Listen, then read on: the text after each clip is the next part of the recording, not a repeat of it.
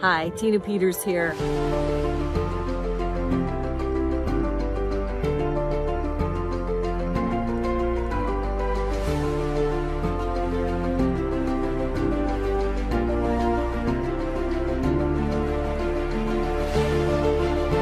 See, today they come after you if you're investigating that sort of thing.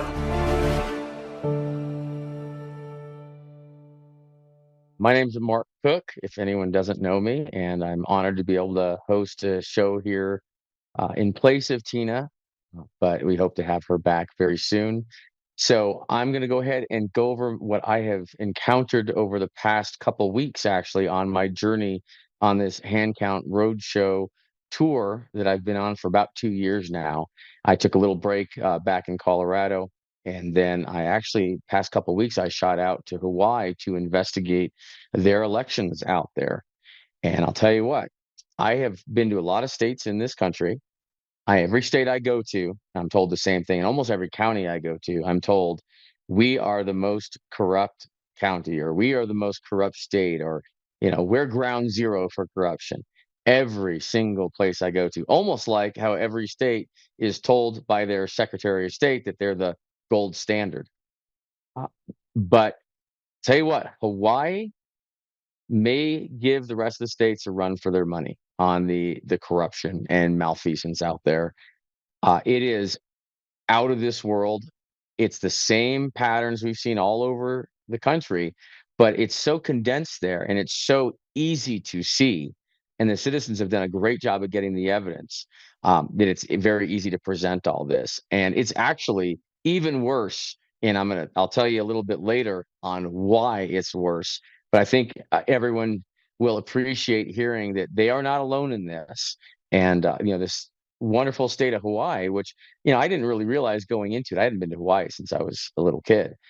And I came to Hawaii and found out that, there were a lot of native Hawaiians that lived on this land, obviously. And a lot of them feel that their land is actually illegally occupied by the United States. A lot of those native Hawaiians don't like the United States. They don't like what the United States is imposing on them. They want their land back. Now, I understand. I'm not going to get into that side of things, but that's what we're dealing with. So we have a population there that doesn't even want the U.S. in their business, certainly doesn't want U.S. elections interfering with their leadership in that state. Then we've got others that are, also American citizens, but not natives, that are there. And we seem to have a bit of a corrupt government in place, which is really sad to see. There's also extremely low voter turnout in that state. They have, I think, average was below 37% turnout, which is crazy low. And a lot of the reasons are the natives, one, they don't care. They don't want anything to do with the US. So they're certainly out of spite not participating in US elections. And they also feel they have no voice because they're just going to get overridden anyway. And that's an awful thing. They shouldn't feel that way. In fact, they should be participating. But with the system as rigged as it is out there, I can see where they're coming from. I don't agree with not participating, but I understand why they feel the way they do. And then you've still got low voter participation in even the non-natives that are out there. They're just not participating. There's a lot of other things that are causing very low participation as well. So I'll go over kind of what I did over the past couple weeks. So let me scroll down. This is at handcountroadshow.org. And I'll just go down right, see here, find this. Okay, so I went out there right at the end of March. And then my first event was on April 4th in Oahu. Then I did an event on Big Island. I did another event on Big Island, then one on Maui, and then Kauai. And each island is pretty different. The people are a little bit different. The towns are a little bit different. It's a very interesting place. It's different out there. It's almost like going to a foreign country, but it's beautiful, absolutely amazingly beautiful. And I understand why everyone wants to preserve that state. So let's dive in. So some of the stuff that I saw while I was doing these presentations, I ask questions when I'm out there. I always like to talk to the grassroots. I like to talk to legislators. I like to talk to anyone I can about what's going on and what they're seeing in their elections. And I did spend a lot of time at the Capitol as well. That was a lot of fun. I met a lot of legislators. I was able to have quite a few meetings while I was out there. I even was able to present to a massive room full of people, which was a great little surprise gift I had. And let's dive right into kind of some of the things that I saw. So I'll pull this up. I've got a little list here. Pretty shocking. So to start with, they have a massive problem with ballot integrity and chain of custody. They have almost no chain of custody from the printing all the way through the processing for their ballots. And some of the islands don't even keep track of chain of custody. Some of them have records that don't match up. There's no ballot drop box chain of custody. For instance, like the 2022 general election, the canvass that was done, there were no records ensuring any secure handling of the drop boxes ballots. I mean, that's insane. We have some of those problems here in the U.S. Mainland, but U.S. Hawaii, it's like a free for all. They're almost treating it like the rules don't matter. And Maui has zero chain of custody records, which is a massive failure in all their documentation that they're supposed to keep. Honolulu doesn't record the number of envelopes that they pick up at the drop boxes or the postal service. So what they do is they track the number of bins, but they don't track the number of ballots in each bin. So they get a final count, they claim, from the reports later on as far as the number of ballots go. But as far as what they pick up out of the drop boxes, they only count the number of bins, which means there's no record of the numbers of ballots that are verifiable in any way. So someone could just add extra ballots in, and none of the audit would be able to detect that because there aren't records. I mean, it's insane. Honolulu um, has more than just that for problems as well. In Kauai, there were 3,772 more mail-in ballots than there were envelopes. Think about that. A mail-in ballot shows up inside an envelope. Otherwise, how does it get there? There's not mail-in ballots floating through the postal service on their way there. They come in an envelope. They're supposed to. So in the end, in the reports, there's 3,772 more ballots, digital ballot images, than there are mail ballot envelopes. Now, no one's been able to count the number of paper ballots. They only have a digital ballot number count for the mail-in ballots and a count from their reporting system for the number of envelopes. And they don't match by 3,772, which someone could have just injected 3772 digital ballots into the voting system and come up with exactly those types of results. That's how that would have happened. And it's even worse. Let's see, 19,042 on the Big Island, 19,000 extra ballot images, digital ballot images for mail-ins than they have actual record of envelopes. And so Hawaii is a very small state. These types of numbers and these extra digital images could easily flip all kinds of elections there in Hawaii. That's a massive, massive problem. Then they've got no oversight. So the official observers are not present. They're not allowed to be present during the signature verification process. They're not allowed to actually sit there and watch. They're given a screen that they can watch, but they're not allowed actually in to watch the process. They've got the certification for ballot security, 45.7%, nearly half of the required certifications for the ballot security oversight, totally absent. And then on the official observer for the equipment, This is the equipment certifications. They only have 68.1% that's missing of this. That's a massive gap in just the election equipment oversight. They're not tracking the equipment. And then the audit and verification process, audits are not comparing the paper ballots to the electronic machine. They're actually just looking at the electronic data only, the electronic images. They're not supposed to do that. The audit is supposed to audit the paper that goes into the machine.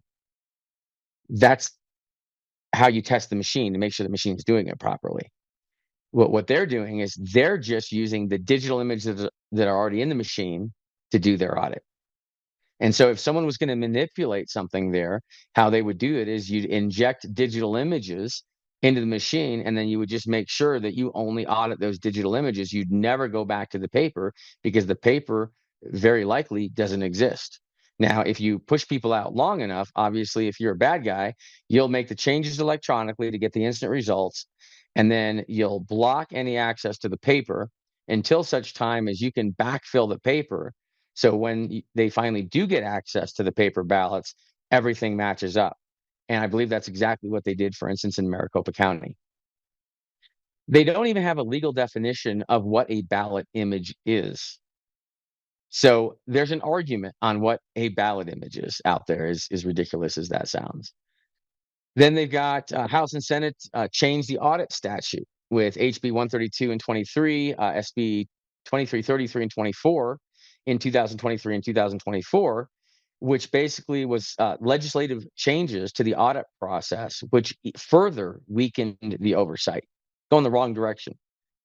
And for 2 years, one testifier to get an audit approved is absolutely ridiculous. 2 years to get an approval for an audit. And of course, by that time, what do they tell you? Well, it's moot. That's this mootness doctrine is used all across the country. They push you and push you and push you, delay, delay, delay. And then by the time you do get the information, they say, well, what's the point? Because we're already way past that and people are already in office. So be wary of that. Then let's see, election certification and legal compliance. They had an unconstitutional ballot even in 2022 and 2024. It violated the constitutional standards. And here's the big one. They inaugurated a governor prior to even certifying the election. So on the mainland, we've got these arguments and fights and threats from secretaries of state saying that you must certify, that certification is purely ministerial. And even if you find issues that would cause you not to want to certify because things don't line up and you can't certify as something as true and accurate if you don't believe it to be such, and they tell you just certify it anyway and we'll check it after the fact, which is absolutely ridiculous. Hawaii doesn't even wait for that. Hawaii just goes ahead, inaugurates the governor, and then waits and sees if they can get a certification for the results. And the fact that they did that is a bold in your face. And I have a feeling if we don't address what happened in Hawaii just now with that, that might be the future of some other states. That's a massive problem. And there is a lawsuit regarding that as well. We got some good citizens out there that are digging and they're actually filing these suits. So the election was actually never even certified legally. And there's a governor sitting there. I even went to talk to that governor, but I got into the first office, but I couldn't get through his little security guard there. But I would have loved to have a talk because I would like to know why he would take the governor role prior to the election even being certified and what he's doing to remedy that right now, which obviously is nothing. And then as far as voter registrations, this is also a very interesting thing. The population of Hawaii declined over the past 10 years. It actually went down, but they added 110,000 registered voters. That's a huge discrepancy. Population's decreasing, yet registered voters are massively increasing. And that's not unlike some data I've seen around the country as well. In 2022, let's see, this is one of the islands, 48.7% was the lowest voter turnout on record, yet the highest registered voter rolls. So think about that. You have massive voter registration, which you would think if people are registering to vote, they're probably in huge numbers. You would think that there'd be a natural increase in the number of voters too, because why would you go through the trouble of registering to vote but not vote? That's absurd. But instead of that, instead of them tracking, both increasing, one goes up and the other one goes down. That's not consistent. But if you're manipulating an election system, what you would do is you would increase the number of registered voters as much as possible. And then you would use that headroom between the real voters and the registered voters to stuff ballots in. The data may support this. There have been 20 legal challenges now, and only one of the 20 have even been heard. That's it. The others are all still sitting there waiting. In the past 10 years, there's been 500 election complaints. That is a massive amount for a small state like that. And guess how many investigations? Not a single election commission investigation. 10 years and nothing. There's a problem there in Hawaii, without any question. And we have to get to the bottom of this too. And the citizens there, luckily, there's some groups starting to stand up. They're starting to pay attention. They're starting to get involved. And when you get involved, that's when you start noticing. We've been checked out for so long as a society in this. We haven't been paying attention. Now, obviously, there's been massive corruption problems, we'll say, issues for decades in this country. But most the citizens were totally checked out of this process. They weren't paying attention. They were going through the motions. They just assumed it worked. I'm guilty of it as well. And we didn't start looking deeply until the 2020 election, when the results of the election did not seem consistent with what our expectations were, not what our wants were, just what our expectations were. And we started looking deeper, and the deeper we look, the dirtier it becomes. And so what's happened is this corrupted election system over time has just been used to select people to be put into these positions, manipulated. And now we have a society, we have a government almost full of all these selected individuals over a period of decades. And that's why we can't get anything done here. But we are working on it. We are making small bits of progress. It is making the difference. Every time someone contributes a little bit of information, it's more dots, it's more pieces to the puzzle, like what Tina provided us. That look inside that black box voting system, that it was the great big secret. We were told just blindly trust it. It's amazing. It's perfect. It's the gold standard. And then as soon as we want to look at it, it's no, you can't look at it. You just have to trust us. Just trust. And when we actually got to look in it, if you are not familiar with the 3 Mesa County reports, I'll remind you how you get to those. So you want to go to Hand Count Roadshow here, go to Get Educated, down to Colorado, and then Mesa County reports. And I went ahead. I've got the 3 big reports there. So the one right there, and you can open them up. You can read them right here on screen. You can also click on report 1, just download the PDF. I've got report 2 here, same thing. You can read it on screen. You can go to full screen and read it. And I've got report 3 as well. And then there is a report 4. I don't have on here. Let me see. No, I don't have it on here yet. But Jeff O'Donnell did come out with a 4th report. I will look over that, and I'll get that on here shortly. But it is important to take a look through these. Again, summary is really simple. Report 1 shows those systems were wiped out. That voting system that Tina was responsible for was completely erased. All the log files, all the databases, everything was erased in this quote unquote trusted build that the Secretary of State and the voting system vendor came up to perform. And what they told Tina was they were just going to turn off the QR code feature in her system. And she was worried that they might affect the system in a way that wouldn't allow her to recount those ballots in that very contested election she had just prior, which is a municipal election. And that also all the election records going years back were on there, especially that 2020 general election, which obviously we knew was contested all across the country. And by law, Tina had to retain those records for 22 months federally and an additional 3 months imposed by Colorado. So for a total of 25 months, Tina had to retain all those records. So the smart thing to do in that case is to make sure you have a really good full backup of that data. Now there is a little backup program in Dominion, but that little backup program only backs up some of the files. It doesn't back everything up. And so what Tina did, which is having a forensic backup of that system made, was absolutely brilliant, because she retained every bit of information that was on that system prior to those hard drives being wiped by Dominion and the Secretary of State in their trusted build.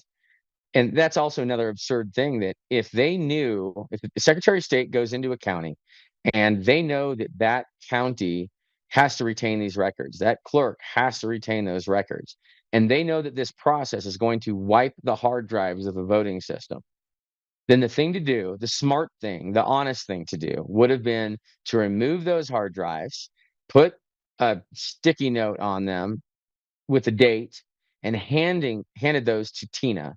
That's what should have happened. Hand them to Tina and say, Tina, here are the hard drives for your voting system. Snapshot in time, exactly how they were when we got here. And then they should have put new hard drives into those servers and put that new voting system onto those new hard drives. Hard drives are so cheap these days, that probably wouldn't have cost them more than a few $100s. And in fact, the county would have had no problem spending that money, because then they would have been able to retain the originals, but that wasn't the case. Basically, what they did is a digital equivalent of going into a crime scene and wiping the walls down with Windex and a rag, wiping all those fingerprints up.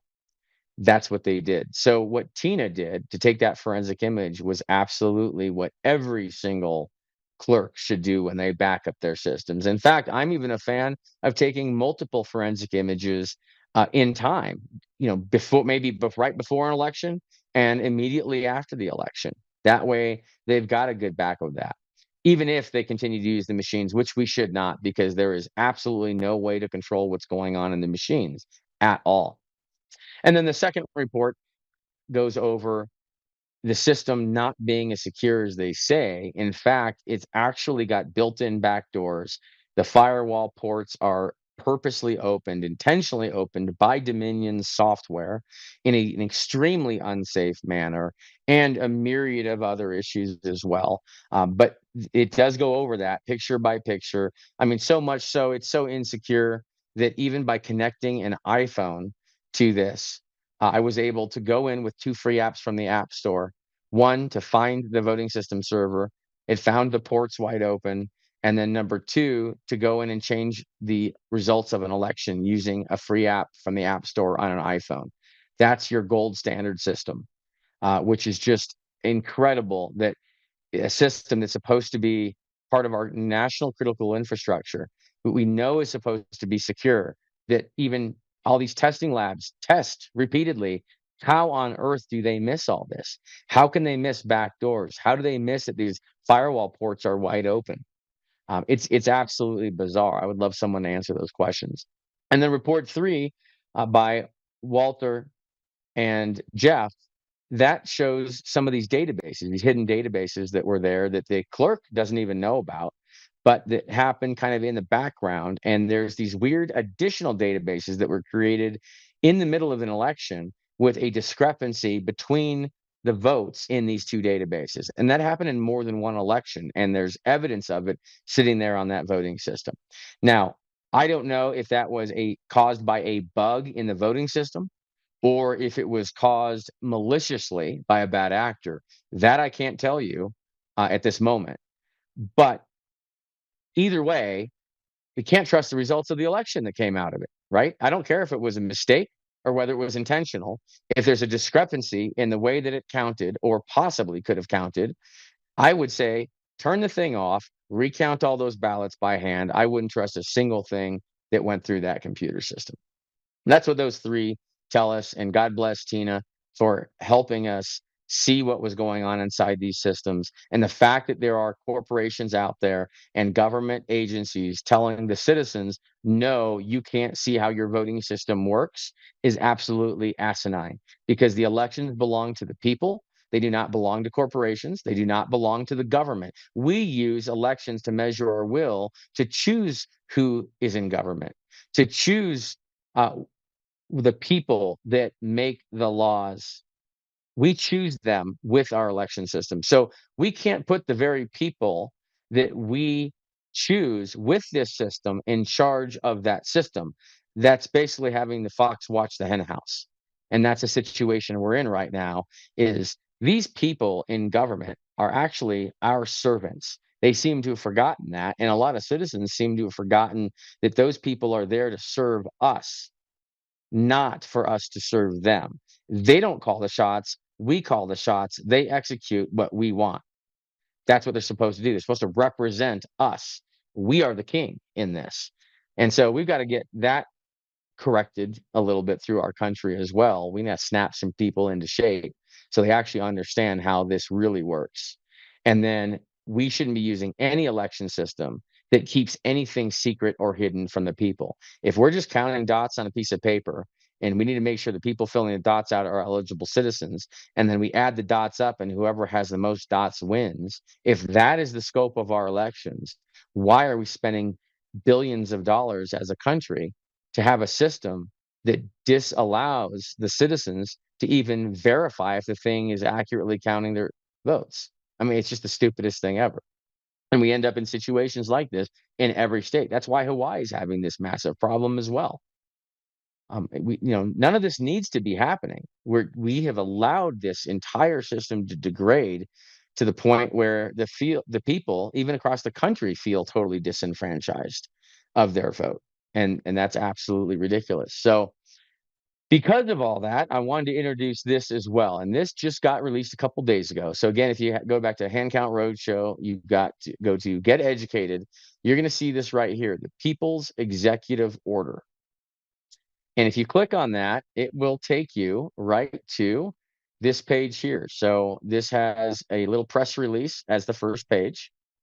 And I'll just read you this first section here. It's an elite cadre of grassroots election experts driven by unyielding a passion for truth, worked in the shadows to forge a bold and comprehensive plan for returning elections to the people, securing the people's vote, and shielding our constitutional republic from the threat of election tampering. Titled Establishing Security, Integrity, and Transparency for United States Elections with Protections Against Foreign Interference, it is a proposed executive order that confronts all the mounting threats to our democratic process head on, ensuring every American's vote is protected from foreign manipulation and domestic fraud. And I know people are scared of the F word, but I got to tell you, when you go look at all this and you see how blatant some of this stuff is, there can't be that much incompetence across the country. And when you cross off incompetence, that kind of leaves fraud just standing there. And I hate to say it, I hate to even think it, but it is what it is. That's where we're at, and we have to call this what it is, and we need to fix it. So after that introduction, there is the full proposed executive order, all 17 pages of it. It goes through every part of it, and essentially what it walks us through is what needs to be done to secure our elections and return them to the citizens, closing all these gaps that we've all found over the years. And it was a team effort by a number of people across the country that all worked together to think tank this and put all this together. And so what you need to do is get this executive order proposal in the hands of everyone you can possibly think of to help get them to read it. And especially, I would love it if we could get it in the hands of that guy right there. I think that'd be fantastic. So anything anyone can do to get everyone reading this, talking about it, that's where we need to go. So after the Hawaii trip, I'm going to get ready here in the next month and head out to the southern part of Colorado, to Montezuma, do a presentation out there. And I also want to find out what's going on in Montezuma with their elections. So I've heard there's some interesting things that I would love to look into.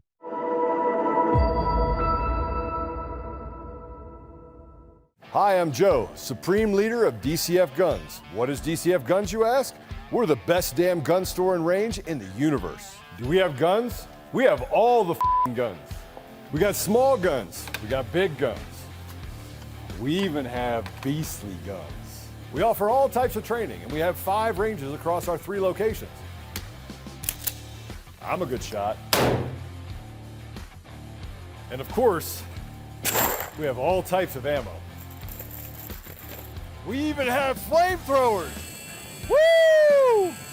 We offer incredible membership opportunities, and members save even more on guns, ammo, and accessories. Military, both active and retired, and first responders get up to 40% off memberships. Come join the DCF family today, where we keep the range hot and the deals hotter.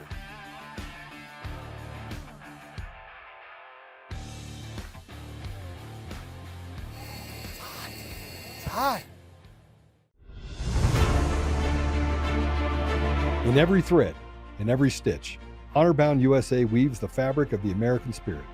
It's not just apparel, it's a testament to God, family, and country. At Honor-Bound USA, we're a family of patriots who put our faith, family, and America first.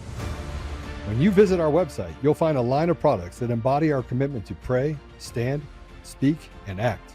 As the official site for the Untamed podcast, all of our products proclaim speaking the truth with courage. We also have the powerful documentary from Professor David Clements, Let My People Go. Identify yourself as one of the few who are willing to stand for what they believe in. Join the Honor-Bound USA family today. Wear it as a badge of honor, commitment to the values that shape us, and a pledge to the bright future we will build together.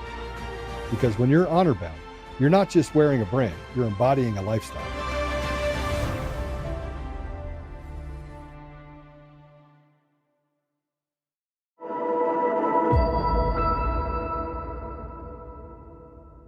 Let's see what else. Okay, let's talk about what citizens can do right now. Now, we've got some legislative changes that absolutely have to happen in order to really secure our elections. We've been trying to get election reform for years now, but a lot of times we're getting blocked every which possible way. So people need to be strategic about this. If we can't get the legislative reform that we need, we can't just give up and lose our country to these election manipulation systems that are out there. So what we need to do as a country is think contingency plans. We need, if they're not going to change anything, if we can't get the changes we need to get by 26 midterms, we have to make sure that the real vote is not overwhelmed by whatever manipulation occurs. So we need, again, to start thinking about this. Too big to rig is something that's got to be on our minds again. And what that boils down to is massive voter participation. And that voter participation needs to be in person on election day. And all of our election officials need to know that that's exactly what's going to happen. We don't want them to say, "Oh, we were surprised. We didn't have enough ballots. It's not our fault. We'll get it. We'll get it right next time." Right? We've been down that road. In fact, in Hawaii, they had 2 voting centers in Hawaii, 2 locations, and I saw pictures that were taken by the citizens there. In fact, some legislators as well, and they had lines. I mean, zigzag lines in front of buildings, and then went all the way down the street, down to the next building on the other street, and the line continued. People were waiting in line for hours and hours and hours and hours. A lot of people were giving up. There were some citizens that said, "No, I'm going to do my civic right. I'm going to exercise that, and I'm going to vote no matter how long I have to wait." But it was very inconvenient for a lot of people, and it was done that way on purpose. It was done that way by bad actors to channelize people to vote by mail. That's why they try to reduce the size of the voting centers, reduce the number of voting centers, and make it really inconvenient. Another thing that a citizen told me they did is they had early voting centers set up, and they were scattered kind of all around these early voting centers. And so what would happen is people would drive past them, they'd see there's a voting center there, and they'd say, okay, now I know where the voting center is. I don't have to worry about it. And so on election day, I'll just drive there and vote. Here's the sneakiness.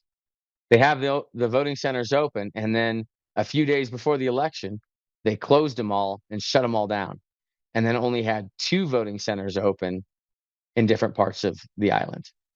So what ended up happening is all these people that thought they knew where the voting center was because they drove past it, 5 times. Well, they go to vote and there's nothing there now. So now they've got to go figure out where the new place to vote is. And then by the time they get there, they've got to stand in line for hours and hours. So what we need to do is we need to identify this. We need to highlight this. And I know Hawaii is not alone in this. I know other states are having the same problem. We need to highlight this, and you put your election officials, put everyone related, commissioners, the whole bit, on notice, and bring in the pictures and the videos to show them what happened. And if they're on notice, then you can demand that they make arrangements to mitigate that from happening again, and ask them flat out, what are you going to do to make sure this doesn't happen again? What are you going to do to better prepare yourself for that? The funny thing is these citizens in Hawaii were asking for data. They're asking for the actual envelope count, which they could not seem to get from them. They asked, well, why are you only giving us the number of bins, not the number of envelopes? And the county returned and said, well, we look at the number of bins so we can get an estimation for resource allocation. So we have enough people manning things. So isn't that funny how they look at all that data for resource allocation, yet apparently they didn't do anything with that information because they had hours and hours and hours of lines of people trying to vote. So obviously it's all BS, and they're just making up excuses because the truth is they don't want to give the data to the citizens, because if they give the data to the citizens are going to catch them in yet another inconsistency or another lie. That's the name of the game. So what we need to do is get ahead of that. Stop being behind 2 or 3 steps. We need to anticipate what they're going to do. We've seen this enough times now. So have contingency plans set up. Have massive amounts of people ready to vote on election day in person. Get commitments from people, I'd say. I would even make them pledge it. And you get a count and do maybe a petition or some type of commitment where people can sign a piece of paper, and you walk in to your commissioner's court and you show them, listen, here's a stack of thousands of people here that have committed to voting in person. And you might even want to show how many people voted by mail before and how many are now going to vote in person. So you can show the trend is going back to in-person voting. And if you can substantiate that, then they should naturally maybe be forced to make arrangements to be able to handle that type of load coming in on election day in person.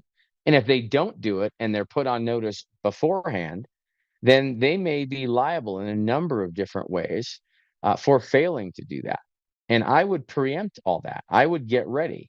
Have all the lawsuits ready to go. And assume they're not going to have enough resources for people to vote. Look what happened in Maricopa County and Cary Lake's election, right?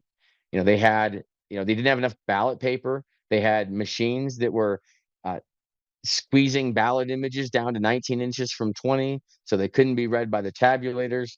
They couldn't handle enough of those coming in. There were massively long lines. I'm sure there was probably some address type of issues, and you name it. But the reason all this is happening is not due to incompetence. It is because their goal is to channelize people to vote by mail. And they want to channelize people also to vote early. And so a lot of people ask, well, what is this whole early vote push? And in fact, let me talk about that. I think it's really important. This is yet another thing that you need to get educated on, because it is how a lot of this election manipulation happens. So if you go up to Get Educated on Hand Count Roadshow and down to the Bank Your Vote and Early Voting Scam, and it is a scam.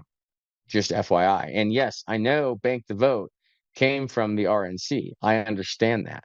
So it can either be one of two things. Either they got horribly ill advised and they just don't understand the sophistication of the type of manipulation that's going on today, which is possible, but kind of scary if they don't get this by now. Or the other option is they're actually telling people to do it for malicious reasons. And that would be worse. Obviously, that would be worse. I'd rather them just be ignorant and something we can educate and help them understand why we need to push only in person on election day voting. No mail and no early voting. Because think about that. If you're playing poker and everyone can see your hand right after your cards are dealt, how well do you think you're going to do in that game? Probably not going to win that round, right? That's what we're doing when we vote early. So anyway, click on the Bank Your Vote early voting scam. And I've got a really simple explanation of exactly what that is. In addition to that, at the bottom is a great video by JP Sears. And he does a fantastic job. If you don't know who JP Sears is, you definitely need to check him out. Hilarious comedian, but absolutely brilliant guy. And he does a great skit on exactly why you don't vote early and bank your vote and why it's such an absolute scam to do so. So I encourage you, read this page. It's not that long. It's literally one web page. And then watch this video and share this with as many people as you can, because we have to get smarter this time around. The early voting tells the bad guys that you're voting early, and with that information and the profile they've already got built on you, they can easily populate an election result model where they can know what the results of the election are just by combining the fact that you voted and how you vote, and they have all that information. They don't need to look at ballots anymore. Think about that. They don't actually have to look at ballots in order to know what the results of the election are. And they can be pretty darn accurate with that, especially how everyone's voting on party lines. And it's very important, if you're going to do something like that, you need people to kind of pick sides. And if they pick sides, usually people are pretty vocal about the side they pick. And of course, you would instigate them online in social media forums, and you'd get their responses back. You'd watch all that interaction. And with that information, you would know how every single person feels about every single issue. So they're collecting all this data. They use all this data to feed a citizen voting profile, essentially. And every person has one, and they know how you feel about every single issue. And if they know that and they know you're going to vote, well, they already know what your ballot's going to look like. And that's all they need. They don't need to look at the ballots anymore. And once they know what the ballot's going to look like, um, they can get that result model populated, and they'll know what the results are. And if they know what they want the results to be, and they know what the results actually are, all they have to do is subtract, and they know exactly what ballots they need to stuff in to counter the real votes. But if they had to do that on election day all at once, it would be impossible to do across the whole country all at once on election day. So they needed a way to convince the citizens to get that information into them earlier. So what better way to do it than to, again, tell the citizens it's for their convenience, because everyone likes convenience. So you say, for your convenience, we're going to open up this thing called early voting, because, it's just too hard to get to, the polls on election day, even though we did it for hundreds of years and we have better transportation than we've ever had. And, when we used to vote by the precinct, you didn't even really need transportation because it was usually a few blocks from your house. So when they start consolidating these voting centers and moving away from precinct voting, it actually disenfranchises citizens, because now they can't easily get to their polling location. So to compensate for that, then of course they come out with this early voting. It's all subtle channelization. These people are not stupid. They're 20 steps ahead of us this entire time, and we just haven't seen it. But now we're paying attention. So they have the early voting pop up. And here's the problem with the early voting initially, is that people are procrastinators. everyone, even if you have early voting, a lot of people just wait and vote late anyway. Well, that does not help them. If everyone votes late, they don't get that information soon enough. That's not helpful enough for them to pepper in all the manipulation between then and election day. So they had to find a way to convince people to vote as early as possible in early voting. And so that's why the Bank Your Vote scheme came out. And they also did some other things, right? They highlighted any type of weather event that occurred on election day. They pushed that out crazy in the media to get people scared to wait until election day to vote. So that in combination with the bank your vote and what banking your vote, give me a break. I'm not going to go in and do the details on how stupid that is. I'll let JP talk about that. So watch that video on that page. But that's basically what they do. So early voting was to facilitate all that. Bank your vote was to make sure people gave up their information that they're voting early on. And of course, people would ask, well, how do they track it? Well, that ballot tracking system that you thought was for you to track your ballot, when you mail it in, that ballot tracking system was not designed for you. It was designed for them, but they couldn't just design it and then get caught and someone say, "Why'd you make this?" So what they did is they said, "Well, for the citizens' convenience and peace of mind, if they want to vote by mail, they want to be able to track their vote on their phone. We'll make this system." So what that did is that gave them plausible deniability in creating the system. It also got the citizens to pay for the system that they use to track when people vote and who's voting so they can manipulate the vote. Um, I mean, these people aren't stupid. They're very, very smart. I wish they used their smart for good. I really do. But that's the name of the game. So they've got people voting early. They've got them banking their vote. They calculate what ballots they need to inject. And where are they going to justify these injected ballots? Well, the headroom in the voter rolls that they've created by massive voter registrations, where you don't have the requisite voter participation. Voter registration without participation is really dangerous because that provides headroom to manipulate elections. So anyone that is traveling the country blindly registering people to vote and then telling people that registering people to vote flip states is, well, I guess they have to either be really stupid to think that, or they think the citizens are stupid enough to believe that. But anyway, going around mass registering voters without ensuring that those people are actually going to vote is very dangerous. Now, here's another possibility: mass registering voters, even as Republicans, that are then going to go vote contrary to what most Republicans are voting for. I'll just give you an example. Let's say there's a bunch of people that wanted to shift the vote or manipulate the election. So, here, if I was a bad actor, here's how I would do it. I would develop groom this personality that everyone gets a lot of trust in, builds a ton of trust in, that goes out and does all these good things, and everyone loves this particular personality. And that personality would go out and register voters like crazy.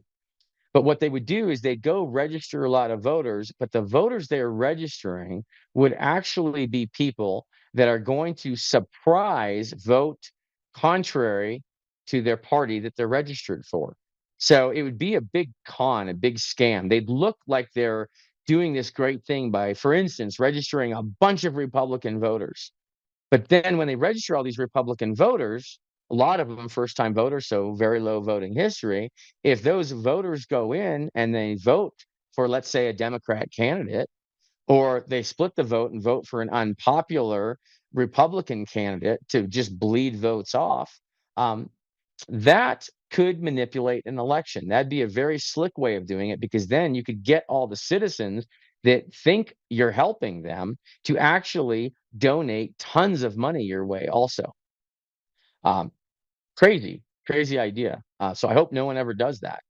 That would be really awful. And if someone did do that, what you'd end up with, very possibly, is you'd end up in a scenario that you have, for instance, let's just say, hypothetically speaking, if this were to have happened, if there were a whole bunch of extra Republican registered voters that showed up, you might see in the election results more Democrat votes than there are Democrat registered voters. And so if you have more Democrat votes than you have Democrat registered voters, then you must have had Republicans that crossed over, Republican registered voters, I should say, people that were registered as a Republican cross over and vote Democrat. And I got to tell you, I do know a lot of Republicans. I don't think that would happen. I know some Democrats, but I've seen a whole lot of Democrats out there, and I'm pretty sure there aren't a whole lot of Democrats that are crossing over and voting Republican without switching their party. I just don't see that. But if you look at some recent elections, you might see recent elections that have a lot more Democrat votes than Democrat registered voters, and that could be indicative of some type of manipulation, like I mentioned, hypothetically, of course. So keep an eye on that. Bank your vote, very, very important. Now, you have the election day voters, and some people have asked me this as well. What happens on election day? How do they manipulate the election day vote? Well, if you're a bad actor and you've got the early vote kind of handled, you don't like the election day voters because you have to try to manipulate a vote right there on election day. So, what you might do is you might start changing some laws to be able to give you some more time to manipulate the vote from the election day voters. And one thing you might do is you might convince these stupid little peasants they think we are, and say, well, the mail's really slow, and we have to make sure that we count every vote. So we don't want to disenfranchise anyone. And because our U.S. Postal Service, that's all they do is deliver mail, and they claim to do it on time, but for some reason they just can't figure out how to get ballots delivered on time, even though everything else they figured out how to get delivered on time. Um, we better just give that another week for those ballots to show up, just to make sure we don't, disenfranchise anyone. So again, if you're a bad actor, that's exactly what you do. You see the election day votes come in, you know exactly what you need to shift based on, you actually know like real results now, and you can compare it with your election result model that you'd built before and see how good you are at it. And then everything new that came in on election day, well, then you'd know exactly what you need to shift after the fact. And then all you do is you pepper those ballots in, and it's not even a week, right? I mean, it's been weeks that sometimes these ballots keep just showing up, and votes just keep coming in, and it always seems to be for particular candidates. It always seems to go one direction, doesn't it? I don't need to mention what direction that is, but it is odd how it always seems to go one direction. So, I mean, these people have done a fantastic job at engineering an election system that really puts on a great illusion to the citizens, yet is so easy to be manipulated in so many different ways, local level all the way up to, you know, national level, even international level, because these mail-in ballots come in from all over the world. There's these voter registration systems that push overseas registrations, to make it really easy, multiple services to allow overseas registrations, which if you have someone that's registering to vote, if they're an actual physical person that walks into a building, you kind of know that that's a legitimate voter if they physically show up. And of course, you check their ID and make sure they live in the county. But how would you know if some record comes in over the internet? No one has any idea where that record's actually coming from. And so the fact that our voter registration system essentially just has a bunch of virtual records in there, that's a massive problem as well. So if we really want to cure this whole system, just like paper ballots make sense because we can count the dots on the piece of paper, well, we need to have paper voter registration cards again. And we need to put those paper voter registration cards in sole custody of the county officials. No electronics that handle the paper voter registration cards. And everyone should sign that card, their card, when they go in to register to vote in person. And then I believe our county officials should also be notaries. And I think they should notarize that voter registration card right there. And those cards should be kept by precinct in a card catalog, which we have plenty of those. We used them for many, many years, so we know they work, and you store them right there. And then we take that information, we make the information on the cards also available digitally by using a very simple scanner to scan them in and create a digital file. And that digital file is just for sharing purposes, sharing with the public, sharing with all other counties. And that's done to ensure that there aren't any duplicate entries anywhere. And if every county shares their voter registrations, then it allows every other county to check theirs against the others. Very, very simple, full transparency. And let's say someone were to hack that database. Well, if they hacked it by whatever means, it doesn't matter because the paper is king, and the paper is what goes out to the precinct anyway when we vote in person there. So even if someone were to hack a database somewhere, inject a bunch of entries, it would not matter. It couldn't be abused in an election that has in-person voting that are checking against those paper voter registration cards. And the other thing that that would benefit is also some absentee ballots, because as an absentee ballot comes in, that absentee ballot should always be processed by the precinct facility that that voter belongs to. It shouldn't be processed by some central facility. If I'm an absentee voter and I'm in precinct 8 and I send that absentee ballot in, that absentee ballot for me needs to go back to precinct 8 before it's touched. And when it gets to precinct 8, that's when the verification should be for legitimacy. And I think we can do some extra couple things with our absentee ballots in order to much better secure the integrity of that, to make sure the ballot that is actually in that envelope was the ballot that was filled out by the absentee voter themselves, in which we don't really have a way, we have no way to compare that now. We don't have a way to know that. When we open up those envelopes now, there is no way to determine who filled that ballot out. We're just making an assumption. We're making a guess at it. And that's absolutely ridiculous, because that's a huge abuse vector if we don't know that. And I think it's being abused all over the place, especially in all these states that have mass mail ballots. Very, very simple way to manipulate the election. So we got to close that loophole there. And then that stack of precinct 8 cards, when it goes down to precinct 8, it's also used to validate that absentee ballot as it comes in. They can still go pull that voter registration card. And if they get an absentee ballot in for someone, but there's no corresponding voter registration card, and they aren't on that paper poll book that was printed out 30 days prior to that election, then we know we have a phantom ballot that has arrived. And at that point, obviously, that should not be counted in the election, and there should be an investigation to determine where that thing actually came from.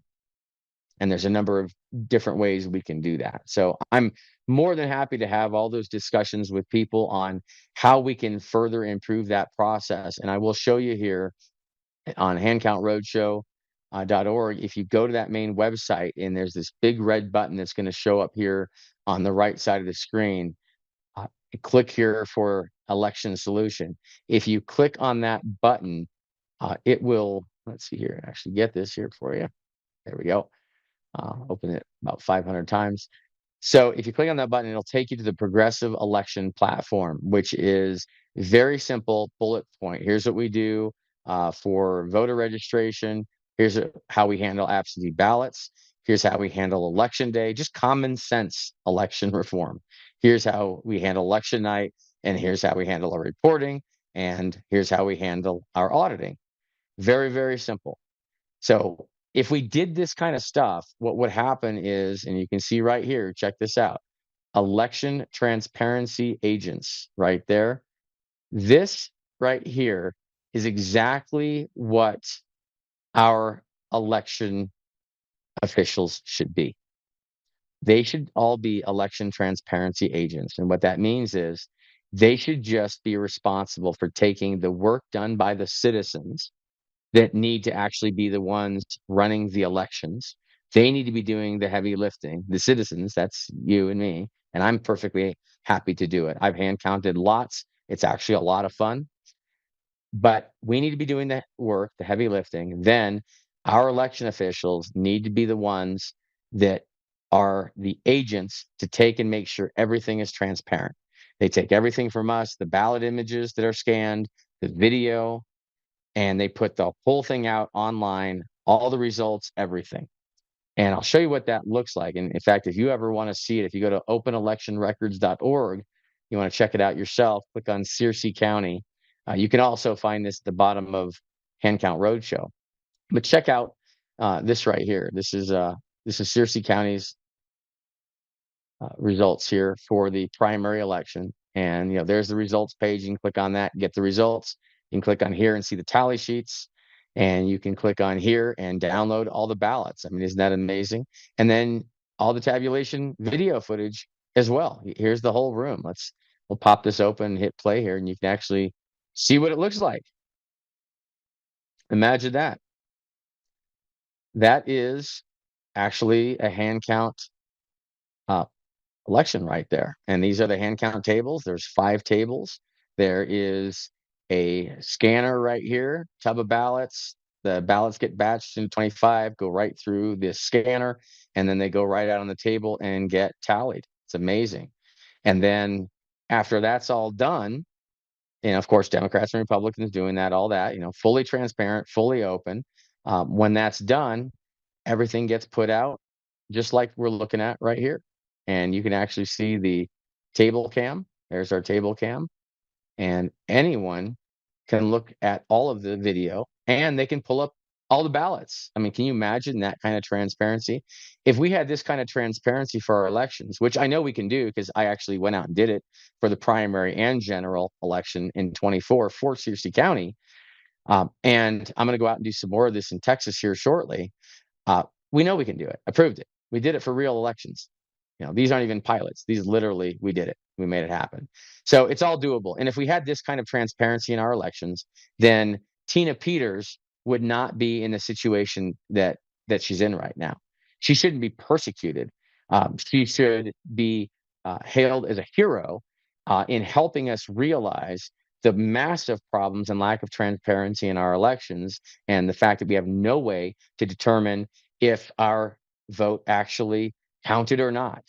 And so God bless Tina Peters for doing what she did, for standing up for the truth in the face of all that have attacked her, standing up, fighting for God like we are all doing to deliver us all to fair, open, transparent, and verifiable elections. And I do have a lot of confidence we will have Tina back with us very soon.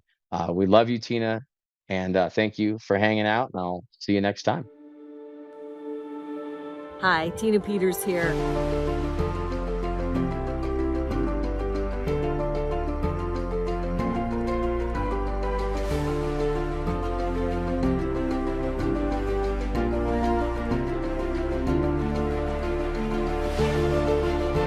See, today they go after you if you're investigating, that sort of thing.